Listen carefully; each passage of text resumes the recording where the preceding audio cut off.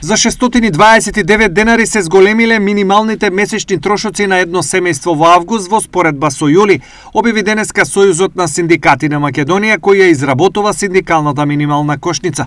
Според пресметките на ССМ, во август вредноста на минималната кошница изнесувала 61.199 денари.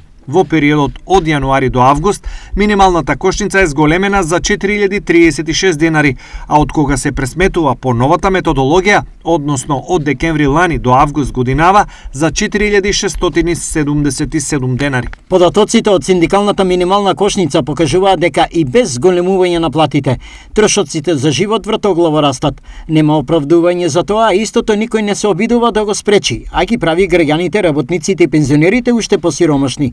Само со зголемување на платите може да се зачува животниот стандард на работниците и токму затоа барањата на работниците за зголемување на платите се оправдани. Велат од ССМ. Државниот завод за статистика измери инфлација во јули од 3% на годишно ниво.